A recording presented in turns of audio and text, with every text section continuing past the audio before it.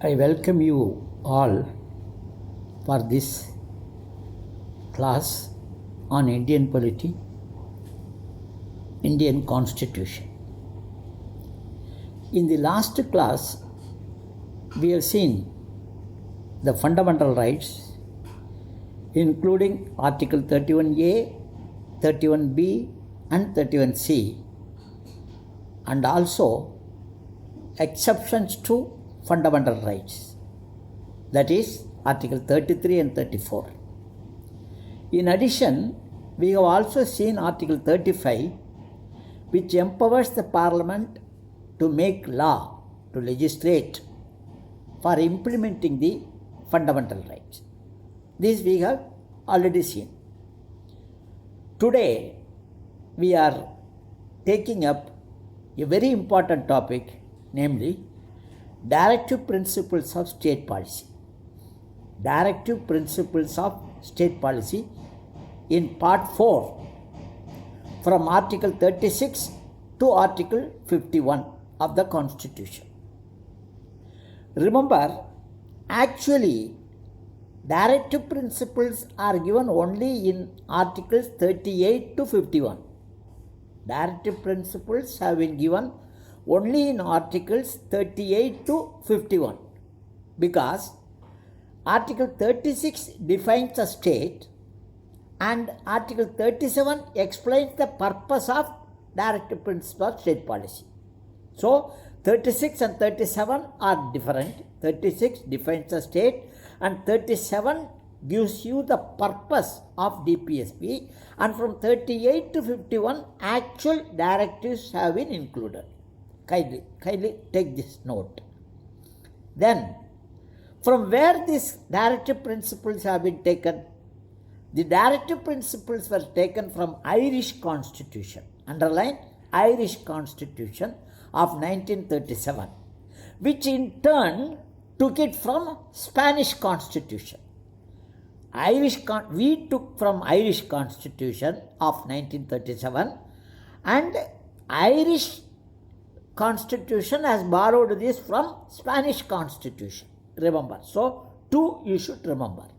Then, Dr. B.R. Ambedkar, who is the architect of our Constitution, has described this Directive Principles of State Policy as novel features of Constitution. It is novel features of Constitution. And also, the Directive Principles are constitutional instructions given by the Constituent Assembly. You know, Granville Austin, another political expert, political analyst of UK, he described this Directive Principles of State Policy as conscience of Constitution. Conscience of Constitution. 2. Thirdly, most importantly, both fundamental rights and directive principles put together, we call this as philosophy of Constitution. What is the philosophy of Constitution? You will find it from fundamental rights and directive principles. Then, first let us take Article 36. It defines a state. What is the composition of the state as per Article 36? The same which was told in Article 12. That is, it includes Union Executive, State Executives, Union Legislature, State Legislatures, local bodies and other authorities, including statutory setup. In other words, the same definition what was given in Article 12 in Part 3 is applicable here also. So, what is applicable to fundamental rights? Applicable to DPSP also, Directive Principles of State Policy, as far as definition of state is concerned. Then, the ideals of Directive Principles of State Policy should be kept in mind while making laws and policies of the state. So, the Directive Principles of State Policy is nothing but the constitutional instructions of founding fathers of Indian Constitution, which have formulated the Constituent Assembly has formulated the Constitution, and the Constituent Assembly of the Constitution have given these directive principles of state policy to the state. State means the definition of 36, Article 36. According to Ambedkar, these directive principles of state policy resembles, remember, it is identical with what is called instrument of instructions. Instrument of instructions contained in Government of India Act 1935. Government of India Act 1935. But nevertheless, remember, these instrument of instructions contained in Government of India Act 1935 were given to the Governor General and the governors of the provinces by the British Crown. Remember. But whereas the directive principle of state policy, which resembles the instrument of instructions of Government of India Act 1935, were given by the Constituent Assembly to the rulers of India, to our rulers, that is democratically elected governments, that is the state, which includes union legislatures, state legislatures, union executives, state executives, local bodies, other authorities, etc. This is the only difference. First is the instrument of instruction, Government of India Act 1935 given to the Governor General and governors of the provinces which are under the British. Whereas the directive principles which are included in Article 36 to 51 were given by the Constituent Assembly to the state, who is elected by the government, elected by the people of India, that the rulers are. So this is the difference between the instrument of instructions and directive principles of state policy. Then, the directive principles of state policy contain a comprehensive, that is blend of economic, social and political program to convert the police state into a welfare state. Police state into a welfare state. It was a police state. What was the function of the state in the earlier days? You may recall. What is the function? To protect the state, to protect the people from external aggression and internal disturbances. This was the duty of the state in the earlier days. Subsequently, the purpose, the functioning of the state has totally changed. Now it is a welfare state. It is not only police state. It has the duty to protect the people from external aggression and internal disturbances. In addition to this, they are worried about they have to take care of the socio-economic status of the people of the country. So this has been followed. But in police state, the state followed a laissez-faire, that is non-intervention, market economy. They don't intervene in anything. They left to the individuals. Individuals are free.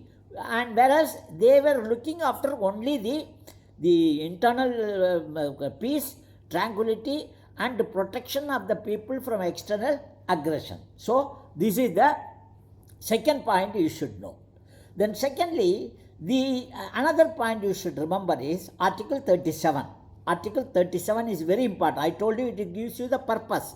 Article 37 says the directive principle of state policy cannot be enforced through court of law. It is non-justiciable. Remember, the directive principle of state policy are non-justiciable. It cannot be enforced through court of law, unlike fundamental rights, for which there is a separate machinery in the form of Supreme Court under Article 32 and High Courts under Article 226 for enforcing the fundamental right.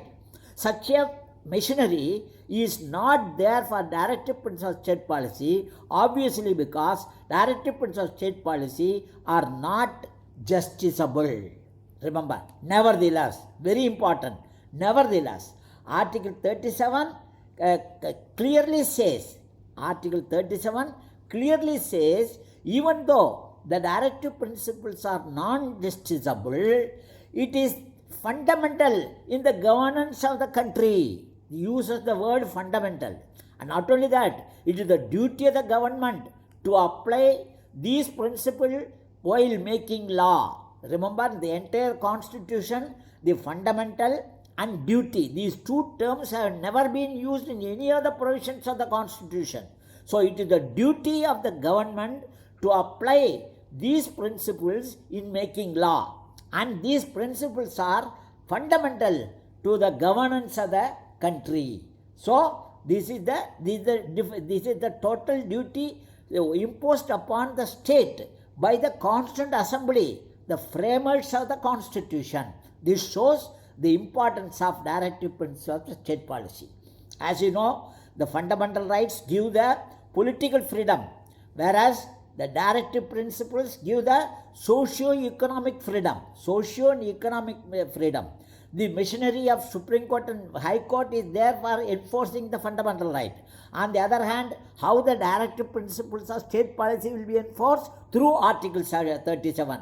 Because Article 37 clearly says that the government should apply, should keep in mind in making law these directive principles of state policy. So they have to, the Article 37 mandates the state to keep these principles in mind while making law. Most importantly, remember, directive principles of state policy help the courts to determine the constitutional validity of the law. If a law intends to implement directive principles of state policy, the court will consider such a law reasonable in relation to Article 14 and 19 and can save the law from unconstitutionality. So, judicial review may not be applied to any law made for implementing the directive principles of state policy, even if it violates Article 14 and 19. So, this is the, in nutshell, 5 points, very important point. So, from the examination point of view, remember, number 1, directive principles of state policy in part 4, number 1. Number 2, Article 36 to 51, number 2. Number 3, Article 36 defines a state. Number 4, Article 37 gives the objective. Then actual directive principles are only from 38 to 51. Directive principles are called constitutional instructions taken from Irish Constitution of 1937. Ireland copied it from Spanish, and Dr. Ambedkar says directive principles of state policy are novel features. Austin says directive principles are constraints of Constitution. Both the fundamental rights and directive principle put together, we call this as philosophy of Constitution. Directive principle resembles the instrument of instructions of Government of India Act 1935. According to Dr. Ambedkar, directive principles are a blend of socio-economic program to convert the state into from police state to welfare state. Directive principles are non-justiciable, but it is fundamental for the governance of the country, and the government has been imposed with a duty to apply these principles in making law. Directive principle helps the court to decide the constitutional validity of law. If a law intends to implement directive principles, the court will consider such a law reasonable in relation to Article 14 and 19. With this, we end the directive principles of state policy in part 4, 36 to 51. This is the first part, that is the first part of the directive principles of state policy, first lecture. Then at least 4 or 5 lectures will be there. Kindly concentrate. Thank you.